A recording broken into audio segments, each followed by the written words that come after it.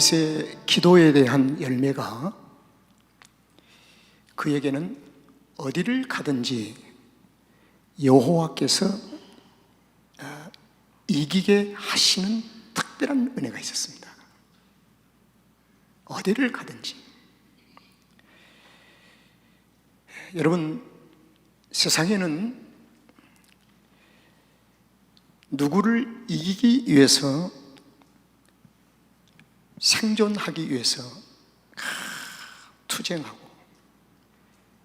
경쟁하고 전쟁을 합니다. 지금도 이 지구촌에는 이기기 위해서 전쟁을 합니다. 그리고 미국에 있는 월가에 가보면은 거기서는 그런 일이 벌어지고 있다고 합니다. 사회에서 1인자가 되어서 돈을 많이 벌기 위해서 치열한 경쟁. 제가 지난번 우리 윌리엄 홍 선생님이 오셨을 때 같이 식사를 나누면서 들었던 얘기입니다. 요즘 어떻게 지내세요? 그랬더니 목사님 1년 동안은 참 바빴습니다. 그게 어떻게 바쁩니까? 그래서 의사로서의 인턴십의 과정이 하루에 14시간, 15시간을 일을 하고 어떤 3일을 꼬박 잠을 못 자고 일을 한대요. 그럼 어떻게, 먹는 것은 어떻게 해결하고 어떻게 합니까? 그랬더니 걸어가면서 먹고. 모든 의사의 전문의가 되기 위해서 인턴십을 그렇게 합니까? 그랬더니 다 그래야 된대요. 낮이고 밤이고 불려나간대요. 그래서 이제 1년이 지나면서 조금은 요즘은 규칙적으로 여전히 14시간, 15시간, 때로는 24시간 일을 할 때도 있지만 규칙적으로 어느 시간표가 주어진대요. 그래서 제가 그런 얘기를 물었습니다. 왜 그런 어려운 길을 갑니까? 라고 했더니 자기는 미국의 소외된 지역에 모든 복음을 전하는 도구가 됐으면 좋겠다는 거예요. 그런데 그분은, 우리 윌리엄 홍 선생님은 그 인턴십한 그 병원이 산부인과도 직접 해보고 외과 수술도 직접 해보고 이것저것 다 해본대요. 그래서 다른 데 인턴십보다도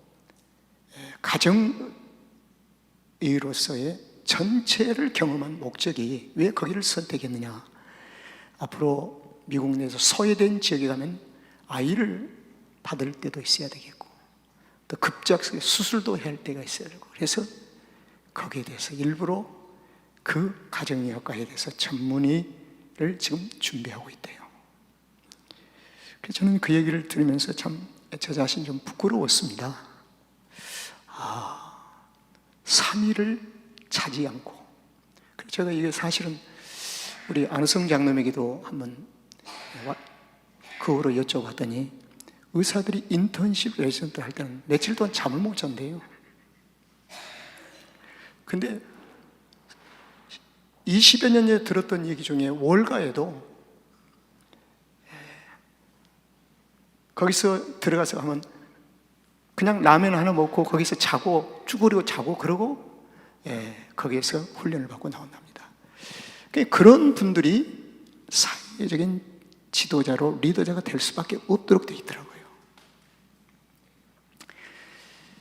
그러나 그리스도인들은 끊임없는 우리의 삶의 현장에서 생존하기 위해서, 이기기 위해서 전쟁도 하고 경쟁도 하고 막 분쟁이 있는데, 그리스도인들의 이김은 그러한 종류의 이김과 무엇이 다를까?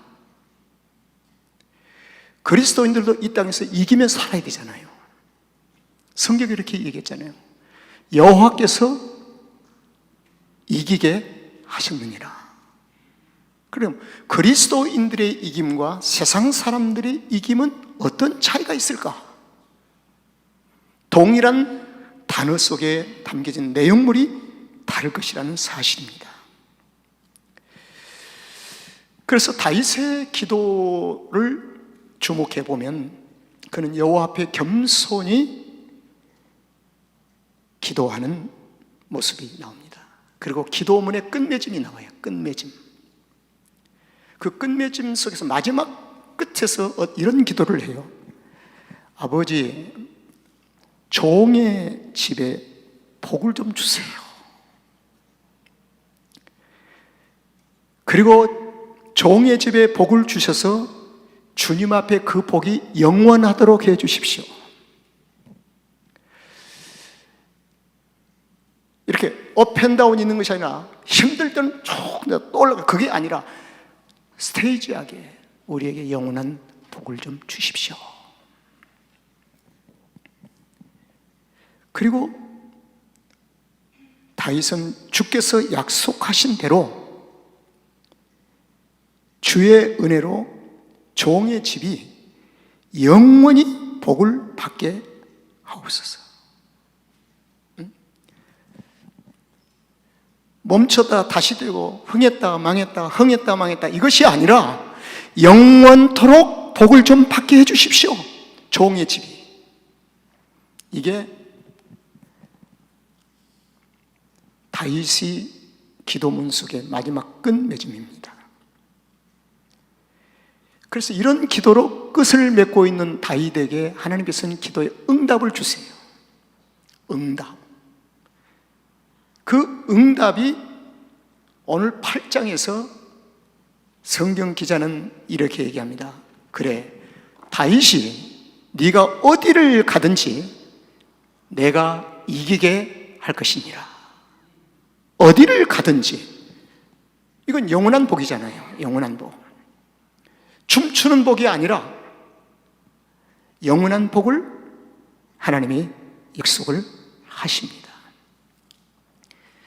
여러분, 이 이김, 여호와께서 다윗에게 어디를 가든지 이기게 하신다는 이김, 이 이김은 농사가 잘 되고 수입이 막 들어오고 건강이 막 좋아지고 자녀들이 잘 되고 그런 이김이 아닙니다.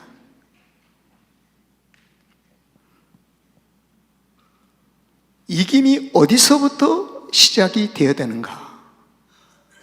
이 이김은 이스라엘을 에워싸고 있는 많은 가나안 부족들, 블레셋, 다메섹, 모압, 에돔, 아람, 암몬, 아말렉, 이러한 에워싸이는 모든 족속들로부터 이기게 하시겠다는 겁니다. 이것을 가리켜서는 가나안의 7부족이라고 얘기를 합니다. 잘 들으세요. 가나안의 7부족. 여호수아가 이스라엘 백성들을 이끌고 가나안 땅에 들어갔을 때 하나님께서는 가나안 땅을 다 정복을 마친 후에 이렇게 얘기합니다. 내가 7부족을 너에게 남겨두리라. 그래서 이스라엘 백성들이 가나안을 정복한 후에도 이스라엘 주변에는 이런 7부족들이 주변의 이웃에 살고 있었어요. 남겨두리라. 하나님께서 허락을 하셨습니다. 자, 이것이 우리에게 던지는 영적인 의미는 무엇일까요? 여러분들의 이해를 좀 돕기 위해서 우리가 예수님을 구주로 영접하고 난 후에도 여전히 우리의 주변에는 사회가 있고 세상이 있고 우리 주변 환경이 그대로 있는 거예요. 이것을 하나님이 그대로 남겨두시고 허락하셨다. 그러면 왜 하나님이 허락지 아니하시나? 허락지 아니할 수 있는 유일한 한 가지 방법이 있습니다. 구원받는 순간에 우리가 소위 컴플리트, 완전해지는 것입니다. 그런데 그건 불가능해요. 육체를 얻기 때문에. 그 다음에 두 번째로 할 수 있는 일이 있습니다. 구원받는 순간에 나를 데리고 천국 가셔버리면 돼요. 천국 가버리면 되잖아요. 그런데 왜 하나님은 우리를 이 땅에 구원받게 하시고 남겨두실까? 이 땅에 더 머물게 하실까? 그것은 하나님의 의도와 목적이 있습니다. 이 육체의 삶에서 다시 성숙하여 하나님의 거룩함으로 빚어가기 위하여. 그래서 하나님이 거룩함으로 우리를 빚어가기 위해서 우리를 이 땅에 남겨두신 것입니다. 그래서 성도의 지혜는 이 땅에 사는 목적 속에 하나님의 거룩함 속에 날마다 나가야 돼요. 거룩함 속에. 그래서 7 부족을 그대로 남겨두신 거예요. 그래서 그 7 부족은 어떻게 합니까? 옆구리를 찔러요, 자꾸. 하나님의 백성들이 말을 듣지 아니하면, 여호와를 불순종하면 자꾸 하나님이 보내서 옆구리를 쿡 찔러버려요. 아쿠 하면 안 돼요.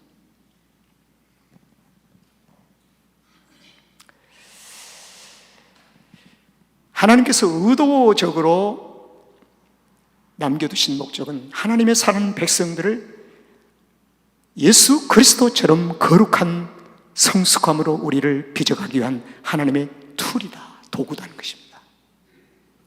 그래서 성도는 고난을 잘 타면, 고난을 잘 삶의 생활에 적용하면 더 큰 역사가, 큰 복이 우리 안에 있습니다.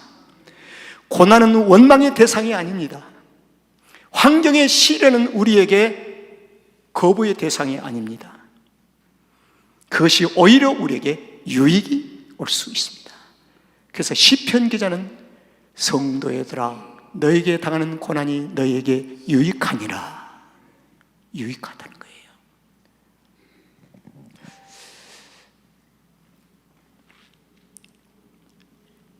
성도에게 이김은 매우 중요합니다. 그러나 이김의 대상이 누구냐는 것을 정확하게 합니다. 신구약 성경의 이김의 대상은 구약에서는 7 부족, 신약에서는 이김의 대상이 누구죠? 세상. 세상을 더 구체적으로 바울 선생님이 얘기합니다. 육체. 그럼 육체가 어디 있습니까? 내가 입고 있는 육체. 이 육체를 이겨야 한다는 것입니다. 성과를 이겨야 되고, 살아온 모든 것을, 길들여진 잘못된 것을 이겨야 되고, 그래서 인내하고 참아라, 기다려보아라, 그리고 성령의 충만함을 받아라. 하나님께서 끊임없이 우리에게 도전하십니다. 육체를 이겨야 돼요.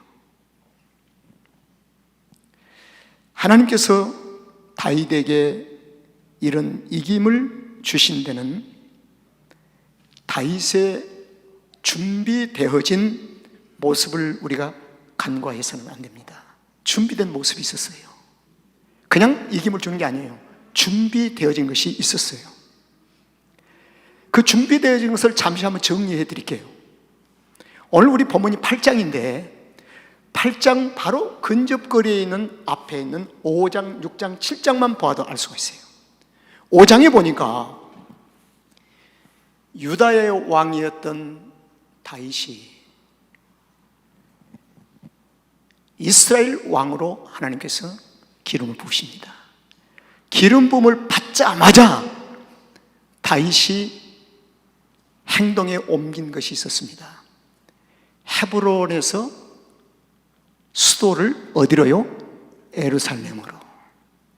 그리고 예루살렘은 오랜 역사 동안 하나님의 도성이이지만은 세상 부족들에 의해서 더럽혀지고 있는 예루살렘을 다윗이 예루살렘으로 이스라엘 왕이 되면서 올라가면서 무엇을 합니까? 시온 산성으로 만듭니다.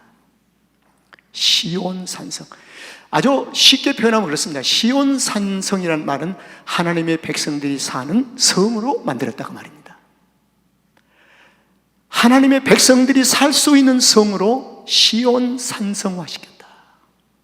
이게 얼마나 귀한 일입니까? 자, 이걸 우리에게 적용합니다. 주님을 구주로 영접하는 순간에 내 개인이 주님이 내 안에서 함께 동거하며 주님과 하나님의 백성이 함께 살 수 있는 영적인 시온 산성으로 내 심령과 나의 삶을 먼저 만드는 겁니다. 그 다음에 우리 가정이 시온 산성이 되도록 해야 돼요. 택함을 받은 모든 구원받은 백성들에게는 다 옛적부터 있었던 예루살렘입니다. 근데 예루살렘이 어떻게 됐죠? 더럽혀지고 죄악에 관여되어 죄 다 가운데 있게 돼요. 그런데 다윗성을 쌓고 그걸 시온 산성이라고 이름합니다. 놀라운 일이죠. 그 다음에 6장에 가니까 시온 산성으로 만들고 난 후에 보니까 하나님이 중심에 계신 것이 분명해야 되잖아요. 그래서 언약궤를 모셔옵니다. 언약궤를 모셔와요. 자, 이것이 이기게 하시는, 여호와께서 이기게 하시는 하나님 앞에 준비되어져 가는 다윗의 모습을 볼 수가 있습니다. 그 다음에 7장에 가서 보니까 더 중요한 게 있어요. 나단 선지자를 만납니다. 무슨 선지자요? 나단 선지자를 만납니다. 왜 이게 나단 선지자를 만나는 것이 중요하냐? 매우 중요합니다.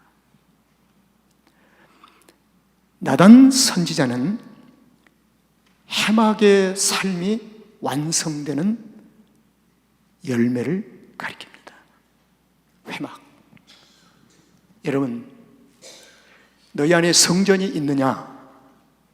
우리 안에 성전이 있는 줄로 믿습니다. 너의 몸이 하나님의 성전인 줄 모르냐 그랬잖아요. 그러면 성전은 성전으로 끝난 것이 아니라 예루살렘의 더럽혀진 성전이 아니라 그 성전에서 회막의 성전이 돼야 돼요. 회막은 하나님과 깊은 교제와 깊은 만남의 시간이 있어야 한다는 것입니다. 다 그리스도인들 구원받은 성도들 다 성전이 있죠. 그러나 돈 장사하고 비둘기 파는 장사하고 예루살렘의 성전처럼 더럽혀진 성전들이 많죠. 그러나 예수님께서는 성전을 책망하시잖아요. 그러나 그 성전이 회막이 되도록 해야 돼요. 회막은 무엇입니까? 회막의 뜻이 하나님과의 만남의 장소라는 거예요. 만남의 장소. 그래서 나단 선지자를 다윗성에서 만나는 것은 매우 중요한 의미가 담겨 있습니다. 그리고 선지자입니다. 선지자. 그런데요, 더욱더 중요한 것이 있습니다. 성도는 교회와 만남이 매우 중요합니다. 교회를 만나야 살아요. 구원받은 성도는 교회를 반드시 만나야 합니다. 우리 교회만 말하는 게 아니에요. 나는 우주적인 하나님의 교회를 말하는 거예요. 교회를 만나야 사는 거예요. 그런데 교회는 삼직이 성취된 곳입니다. 삼직. 조금 신학을 아시는 분들은 그냥 알죠. 삼직은 뭐죠? 제사장. 그 다음에 뭐요? 선지자. 그 다음에 뭐요? 왕권. 이걸 삼직이라고 그래요. 교회는 삼직이 성취되는, 완성되는 곳이 교회입니다. 그러면 제사장은 무슨 일을 하는 거예요? 제사 드린 일, 예배가 있어야 되는 거예요. 교회는 예배가 있어야 합니다. 예배가. 그 다음에 선지자적인 것이 뭡니까? 하나님의 음성을 받고 세상 앞에 전하는 겁니다. 말씀을 가리킵니다. 그래서 교회는 말씀이 있어야 돼요. 그 다음에 세 번째로는 왕직인데, 교회 머리가 되신 분은 누구예요? 예수 그리스도 왕이시다 그 말이에요. 예수님이 교회의 왕이십니다. 할렐루야. 그래서 교회는 삼직이 성취되는 곳입니다. 그래서 교회를 반드시 만나야 돼요. 구원받은 성도들은 교회를 반드시 만나야만이 천국 가는 그날까지 안전하게 갑니다. 교회를 떠나 살 수가 없어요. 자, 그러면 다윗은 시온 산성 안에 제사가 있었습니다. 제사장직이 있었어요. 제사장이 있었어요. 그 다음에 두 번째로 오늘 누구를 만났지요? 나단 선지자를 만난 거예요. 말씀이 있었다는 것입니다. 그 다음에 시온 산성 안에 다윗이 고백하는 것이 종의 집, 나는 주의 종입니다. 이 말은 왕을 하나님으로 모신 겁니다. 시온 산성에 왕이신 하나님이 계신 거예요. 그래서 삼직이 다윗성 안에 완성이 된 겁니다. 이것이 완성이 되어질 때에서야 네가 어디를 가든지 여호와께서 이기게 하시느니라. 그래서 성도는 이렇게 삶을 사모해야 돼요. 예배를 사모해야 됩니다. 예배. 그 다음에 두 번째로 뭐예요? 말씀을 사모해야 합니다.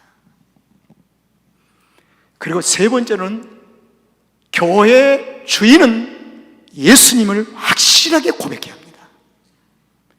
이 세 가지를 분명하게 인정하고 고백하는 그 순간부터 삼직이 역동성 있게 삶 속에서 일하게 돼요. 역사하게 돼요. 목사님 다 교회는 다 그렇죠. 안 그래요. 예배를 2차, 3차로 돌려버린 사람들이 있어요. 난 뭐 교회 예배 드리러 가나? 그리고 말씀보다 더 중요한 게 있잖아요. 그냥 재밌게 기타 치고 노는 거지. 그리고 교회는 장로님이 설립했으니까 주인이지, 목사님이 설립한 게 주인이지. 아니에요. 좋은 말교회 성도들은 이런 생각을 추워도 가져서는 안 됩니다. 예배가 교회 안에 있어야 되고, 말씀이 있어야 되고, 통치하시는 예수님이 계실 때. 그래서 다윗은 시온 산성 안에서 예배와 말씀과 자신을 종으로 고백하며 여호와의 왕되심을 고백하는 잘 준비되어진 다윗, 이렇게 고백합니다. 주여, 주의 종과 종의 집을 영원히 복을 주시옵소서. 이게 얼마나 귀한 점이겠어요. 여기에 대한 하나님의 응답입니다. 여기에 대한 하나님의 응답이 뭐냐면, 그래, 따라합시다. 다윗이 어디를 가든지 여호와께서 이기게 하셨느니라. 바로 여기에서 이 열매가 오는 거예요. 삼직이 무너져버린 교회, 삼직이 무너져버린 성도에게 어디 가든지 이길 수가 있습니까? 이길 수가 없지요. 없어요. 일시적으로 이기는 것 같아도 또 추락하고 또 올라가고. 다윗은 영원히 주의 종의 집이 복을 받게 하시옵소서. 이 고백이 우리 모두의 고백이 되기를 주의 이름으로 축원합니다. 자, 그러면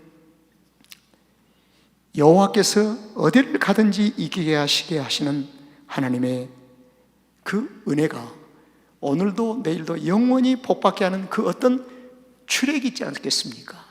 그럼 다윗은 거기에 대해서 어떻게 반응하며 살았는지를 한번 생각해 보는 거예요. 오늘 제사장, 선지자, 왕 인정을 하고 주야 하고 내일은 무너져 버려요. 내가 은혜 받을 때 그냥 몽땅 쏟고 몽땅 받고 몽땅 쏟고 업한다 보니 막 춤을 추는 것입니다. 감정에 의해서, 기복에 의해서 신앙이 왔다 갔다 막 하는 거죠. 그냥. 그런데 다윗은 영원토록 종의 집이 복을 받는 삶의 행동과 비법이 나와 있습니다. 그게 15절입니다.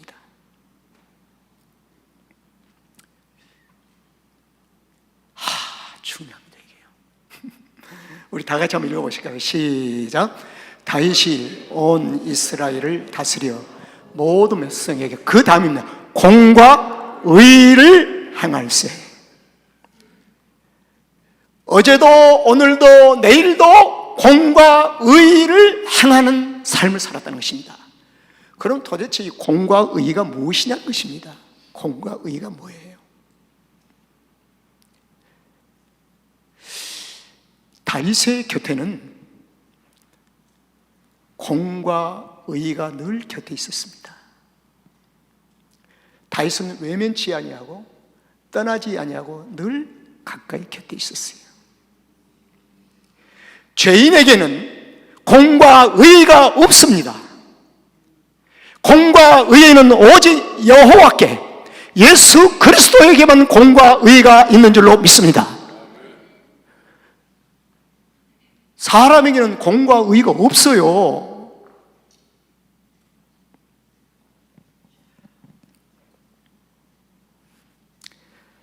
로마서 3장 25절,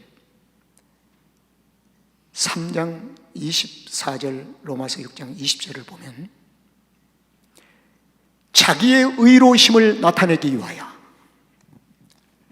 죄인된 우리를 통해서 자기의 의로움을 나타내시기 위하여, 공과 의를 나타내시기 위하여. 이게 은혜 아닙니까? 죄인된 나를 통해서 하나님의 의와 공을 나타내시기 위하여. 그러니까 하나님이 나를 통해서 나타내시기려고 하니까 나는 공과 의의 삶에 충실을 해야 돼요. 그럼 충실은 어떻게 합니까? 내가 스스로 공과 의를 나타낼 수 있는가요? 전혀 그럴 수 없습니다. 예수 그리스도의 십자가의 공로 의지하여, 주님의 공로 의지하여, 그래서 십자가를 붙잡지 아니하는 순간에 공과 의는 우리 곁을 떠나버리고 맙니다. 예수 그리스도의 십자가가 내 삶에 있을 때에 하나님의 의를 나타낼 수가 있습니다.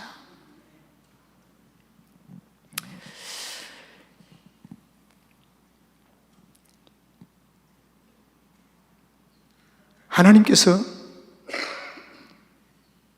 죄의 종이 되었을 때에, 우리가 죄의 종이 되었을 때 하나님께서는 의에 대해서 자유함을 주셨다는 것입니다. 죄의 종살이를 하고 있을 때 하나님께서 우리에게 죄에 대해서 자유함을 주셨다, 의롭다함을 받았다는 것입니다. 그 순간에 우리는 하나님의 공의와 의의 삶에 출입하는 것입니다. 그래서 구원받은 성도들은 하나님의 공의와 의의 삶의 길을 지금 걷고 있는 거예요.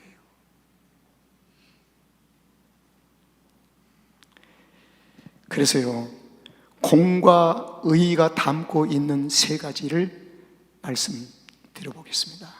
하나님의 나라입니다. 하나님의 나라는 공과 의가 있어야 합니다. 두 번째로 하나님의 거룩함이 있어야 돼요. 그 다음에 세 번째로는 메시아의 십자가가 있어야 합니다. 십자가가. 그게 하나님의 공과 의가 담고 있는 풀, 하나님의 나라요, 하나님의 거룩함이요, 메시아의 십자가. 한번 정리를 이렇게 하겠습니다.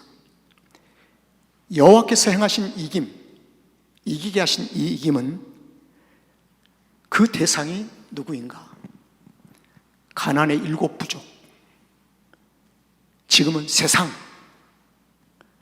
세상을 이기는 자, 세상을 이기게 하시느니라.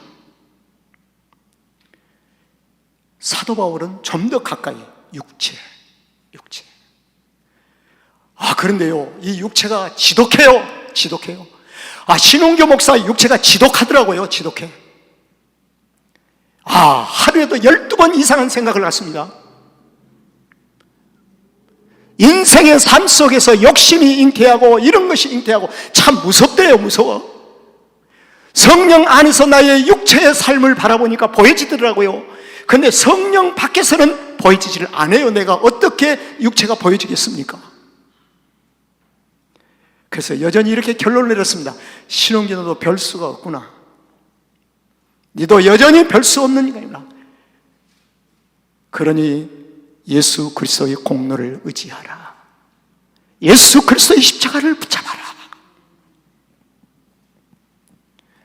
그래서 저는 그리스도의 십자가를 붙잡는 것은 오늘 한 시간 붙잡고 그냥 내가 사는 것이 아니라 호흡하는 것처럼 예수 그리스도의 십자가를 붙잡고 살아야 되겠구나. 여기에 삶이 있는 거예요. 그래서 우는 사자와 같이 마귀는 두루 삼킬 자를 찾는다는 이 말씀의 의도는 뭘까요? 일정한 하루에 전쟁을 선포하고 내가 메시에 찾아가리라고 선포하고 온 것이 아니라 호시탐탐 틈새만 있으면 너는 곁에 있는 이 악한 세력들, 우는 사자와 같이 두루 삼킬 자를 찾는다. 그럼 누구에게요? 초신자들에게요? 아니에요. 모든 그리스도인들에게. 그래서 신홍기 목사는 천하장사가 없습니다. 나는 육체대로 그래두면 죄인과 동일한 삶의 반응을 일으킬 수밖에 없는 거예요. 그래서 사도 바울의 결론은 이렇습니다. 나는 내가 육체를 신뢰하지 아니하노니. 그렇게 거룩함에 앞서갔던 사도 바울도 나는 육체를 신뢰하지 아니하노니. 내가 그동안 육체를 신뢰하는 모든 것을 다 배설물로 여기노라. 분토같이 버리노라. 내가 오직 앞에 있는 예수 그리스도를 쫓아가노라. 십자가를 붙잡노라. 이것이 그리스도인들의 삶의 방향을 가리키고 있습니다.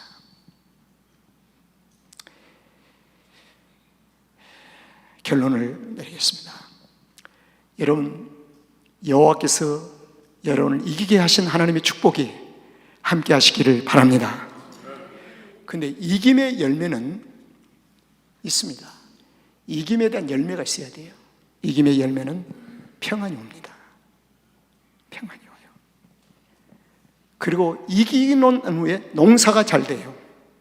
이른 비와 늦은 비를 주시고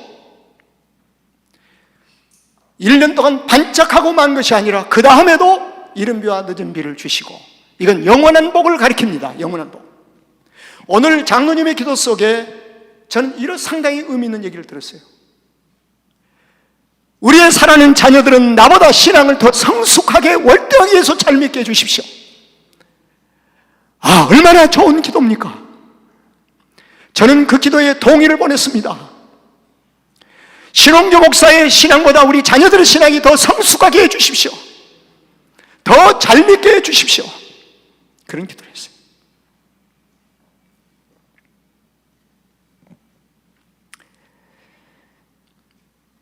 다윗에게 주신 어디를 가든지 이기게 하신 은혜가 다윗의 전형적인 삶의 고백이 소유권을, 하나님 앞에 모든 소유권을 돌리는 신앙의 고백이 8장 11절에서 기록이 되어 있습니다.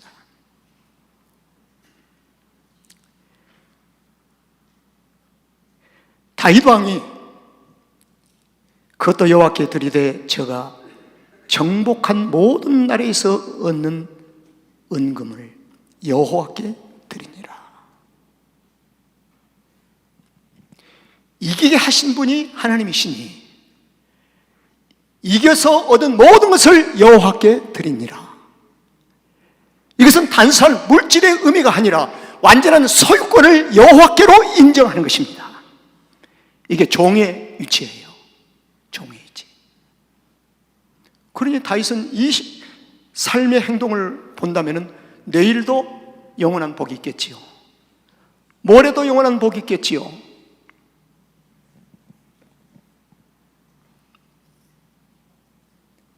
사랑하는 성도들이여, 공과 의를 행하는 삶은 십자가를 붙잡고 사는 길입니다. 십자가 붙잡고 늘 이기게 하시는 하나님의 은혜 속에 살아가시기를 주 이름으로 축원합니다.